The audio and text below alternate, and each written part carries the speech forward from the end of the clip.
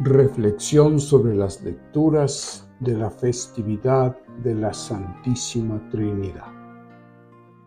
Del libro del Éxodo. En aquellos días Moisés madrugó y subió a la montaña del Sinaí, como le había mandado el Señor, llevando en la mano las 2 tablas de piedra. El Señor bajó en la nube y se quedó con él allí. Y Moisés pronunció el nombre del Señor. El Señor pasó ante él proclamando: Señor, Señor, Dios compasivo y misericordioso, lento a la ira y rico en clemencia y lealtad. Moisés al momento se inclinó y se postró en tierra y le dijo: Si he obtenido tu favor, que mi Señor vaya con nosotros, aunque es un pueblo de dura cerviz. Perdona nuestras culpas y pecados y tómanos como heredad tuya. Del Salmo Daniel 3. Bendito eres, Señor, Dios de nuestros padres. Bendito tu nombre santo y glorioso. Bendito eres en el templo de tu santa gloria. Bendito eres sobre el trono de tu reino. Bendito eres tú que sentado sobre querubines sondeas los abismos. Bendito eres en la bóveda del cielo. De la segunda carta a los Corintios. Hermanos, alegraos, trabajad por vuestra perfección, animaos, tened un mismo sentir y vivid en paz. Y el Dios del amor y de la paz estará con vosotros. Saludaos mutuamente con el beso santo. Os saludan todos los santos. La gracia del Señor Jesucristo, el amor de Dios y la comunión del Espíritu Santo estén siempre con todos vosotros. Del Santo Evangelio según San Juan. Tanto amó Dios al mundo que entregó a su unigénito, para que todo el que cree en él no perezca, sino que tenga vida eterna. Porque Dios no envió a su Hijo al mundo para juzgar al mundo, sino para que el mundo se salve por él. El que cree en él no será juzgado. El que no cree ya está juzgado, porque no ha creído en el nombre del unigénito de Dios.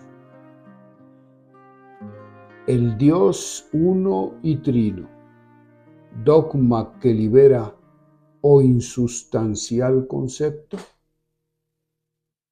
No cabe duda de que el dogma cristiano de la unicidad tripersonal de Dios, es decir, que Dios es uno y trino, es una de las aporías de la fe que mayor incomprensión e incapacidad para traducir en una praxis concreta han encontrado a lo largo de la historia. Las 3 grandes religiones monoteístas, Islam, judaísmo y cristianismo, fundamentan su fe en la creencia en un solo Dios verdadero. Hasta aquí no hay problema en el diálogo interreligioso. Pero apenas se explicita dicha creencia y se le desarrolla conceptualmente, empiezan los problemas. Y no solamente a nivel doctrinal, sino que, y esto es lo más doloroso, dichos problemas se manifiestan a nivel de las relaciones humanas, y la historia nos evidencia que en no pocas ocasiones se ha llegado a la clausura fanática de toda relación e incluso al derramamiento de sangre. Pero más allá de la problemática interreligiosa, en el plano de la espiritualidad cristiana se presenta un problema que es diametralmente opuesto al mencionado anteriormente. Aquí sucede que el dogma trinitario no parece tener ninguna relevancia en el plano vivencial, en la incidencia en una ética concreta que se vea polarizada y tensionada por los contenidos de dicho dogma. A veces incluso parece que daría lo mismo a nivel de la praxis creer o no creer en un Dios trinitario. O dicho de otra manera, si desapareciera del acervo conceptual cristiano la profesión de fe en un Dios único, pero tripersonal, no afectaría absolutamente en nada la forma en la que el cristiano promedio vive su experiencia religiosa. Desde luego que en el nivel doctrinal negar al Dios que es Padre, Hijo y Espíritu Santo suena a herejía, al menos claro está para el cristiano. Pero en la realización histórica de la fe no se notan por ningún lado las impresionantes implicaciones que conlleva afirmar creer en el Dios que se ha revelado en Jesucristo.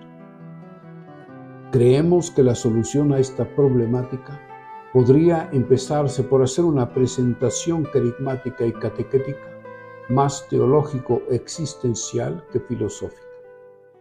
No negamos la extraordinaria belleza de una reflexión como la del venerable Santo Tomás de Aquino, pero creo que en nuestro tiempo urge un anuncio trinitario que acentúe la conexión del dogma con la forma concreta en que el cristiano debe afrontar los retos y exigencias de su vida cotidiana. Creo sinceramente que sólo así el pueblo de Dios podrá empezar a hacer vida la savia salvífica de aquello que nos ha revelado el Hijo para bien de toda la humanidad. Como siempre, la palabra de Dios que la Iglesia nos proclama en la celebración eucarística es la herramienta indispensable que nos permite penetrar en los de suyo inaccesibles misterios de la vida en plenitud. Veamos algunas de las líneas teológicas y espirituales que las lecturas de este domingo nos aportan. En el libro del Éxodo, Moisés sube al monte Sinaí llevando las tablas de piedra en las cuales Dios mismo inscribirá su ley. Y Dios desciende en una nube para hacérsele presente.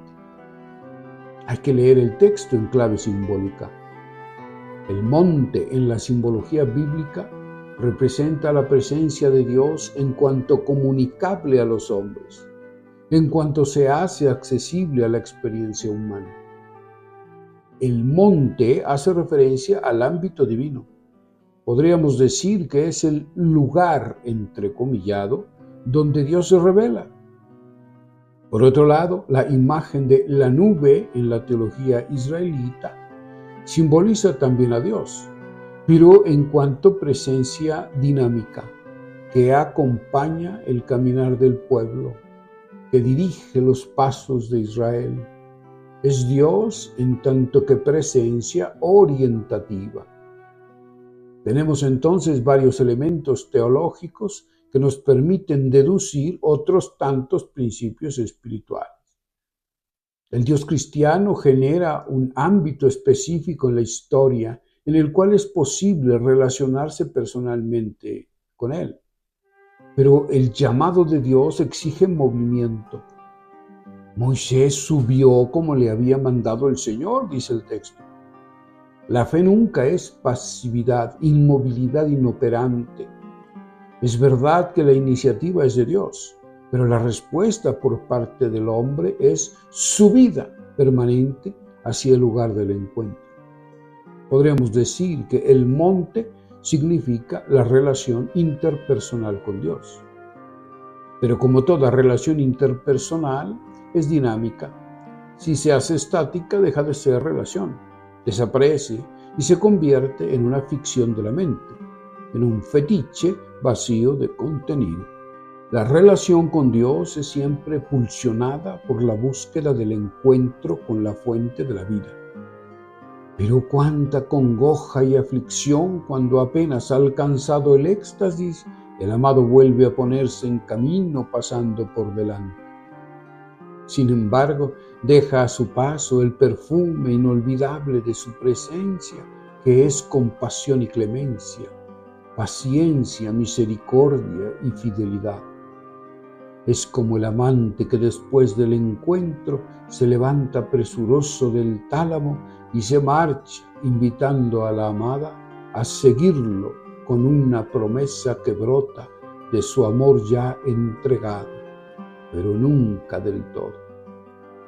La relación con Dios solo puede asegurarse en el permanente seguimiento, en el abandono de todo para seguirlo presuroso, en la postración existencial que se manifiesta en el reconocimiento de que solo Él puede liberarnos de la esclavitud del pecado y en el deseo de que nos haga propiedad suya. Perdona nuestras iniquidades y pecados, tómanos como cosa tuya. Si de verdad he hallado gracia a tus ojos, dígnate venir ahora con nosotros, dice Moisés al Señor.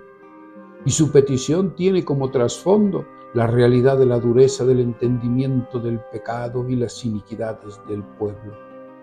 Es importante notar que la relación de Moisés con Dios es excéntrica, es decir, tiene como centro de dicha relación al pueblo pecador, desatinado, errático, y no a sí mismo. La mirada de Moisés se dirige a la necesidad del otro. Es cierto que en el nosotros se incluye a Moisés, pero como ser solidario e irremisiblemente vinculado, para bien o para mal, con ese pueblo. Quizás valdría la pena analizar con detenimiento el tipo de relación que tenemos, o al menos creemos tener, con Dios. ¿Quién es el centro de nuestra relación? ¿Dios, los otros o nosotros mismos? ¿Está nuestra relación con Dios basada en la seguridad de nuestra religiosidad cumplidora de normas o en el mejor de los casos en un activismo disfrazado de cumplimiento evangélico o en el fatigoso desprendimiento de todas nuestras seguridades para lanzarnos al perpetuo seguimiento del nunca totalmente aprehensible?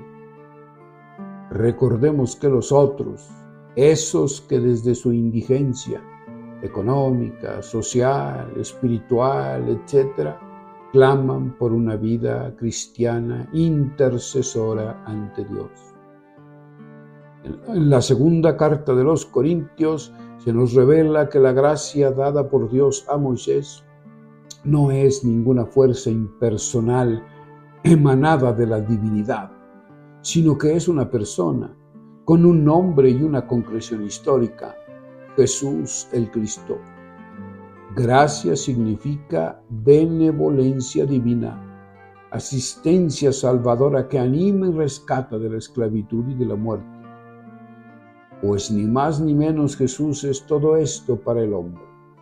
Jesús es el rescate de la utopía humana, de la honda aspiración por una plenitud nunca del todo lograda, pero siempre buscada.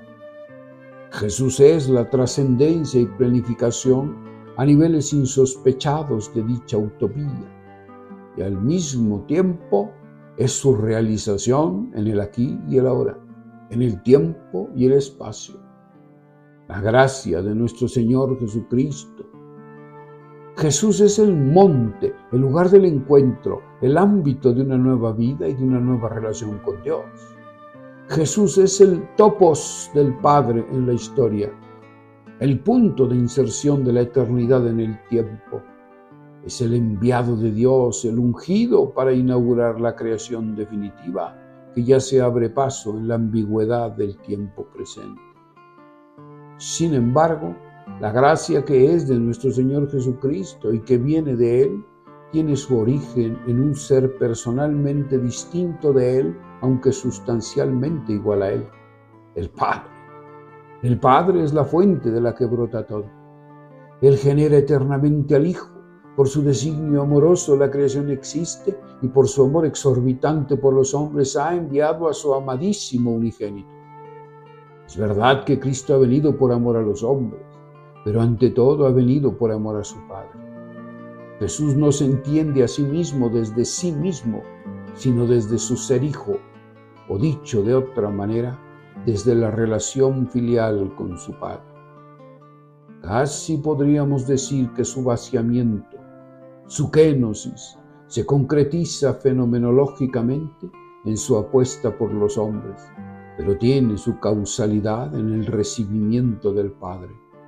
Cristo se vacía totalmente amando a los hombres para poder recibir totalmente a su Padre. Ahora bien, dado que los cristianos afirman ser imagen y semejanza de Dios y haber renacido en Cristo como hijos de Dios, entonces están llamados irrenunciablemente a reproducir la imagen del Hijo. Y esto significa concretamente amar como el Hijo ama a su Padre, vivir por el Padre, para el Padre, alimentarse con la voluntad y la palabra del Padre, entregarse a los hombres hasta la muerte por amor al Padre.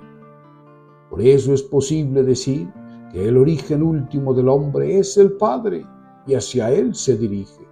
Su espiritualidad es patrofinalizada, tiende hacia su realización definitiva en el abrazo con el Padre, aunque su mediación única sea el Hijo.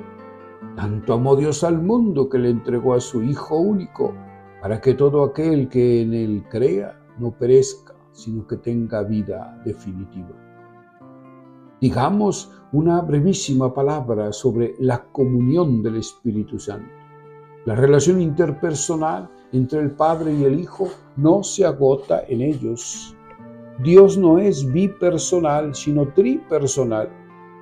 Es del dominio de los conocedores de la psicología interpersonal que la relación entre sujetos genera un espacio distinto a los mismos, un espacio interrelacional que no pertenece ni al yo ni al tú, sino que es generado por ambos y al que se le ha llamado espacio interpersonal. En el caso de la relación entre las divinas personas del Padre y del Hijo, la calidad del amor del Padre que se derrama totalmente en el Hijo y del amor del Hijo que se vacía totalmente para recibir al Padre, genera no solo un espacio interpersonal, sino una tercera persona, que entonces brota del amor divino bidireccional y que permite la eclosión de este amor, que entonces se derrama ad extram de Dios, creando una realidad distinta, sosteniéndola y llevándola hacia su realización definitiva en la interioridad de la vida divina. Es el Espíritu quien provoca y crea la comunión entre los hombres. Es el Espíritu quien posibilita la transformación de los apocados en poderosos portavoces de la buena nueva. Es el Espíritu quien hace posible vivir el Evangelio y confesar a Cristo como Señor. Es el Espíritu quien aletea fuertemente sobre el caos para dominarlo y se posa sobre el Hijo para revelarlo como el heraldo definitivo de Dios, que con su encarnación se sumerge en la podredumbre del mundo para después emerger victorioso, llevando consigo a todos los que se le adhieran. Ser imagen del Dios uno y trino es, pues, vivir como el Hijo en el amor que se vacía en la entrega por los demás para llenarse del amor fontal del Padre. Es amar como el Padre que no conoce otra manera de ser que el ser amante capaz de entregar lo más querido por el bien de los más necesitados. Es impactar el mundo con la creatividad que solo el amor puede lograr para transformar la realidad en un más justo orden que refleje el amor del Dios trinitario, sumergiendo a todos en el torrente del amor incontenible del Padre, del Hijo y del Espíritu Santo. Tú decides. La Santísima Trinidad, dogma que libera o insustancial concepto.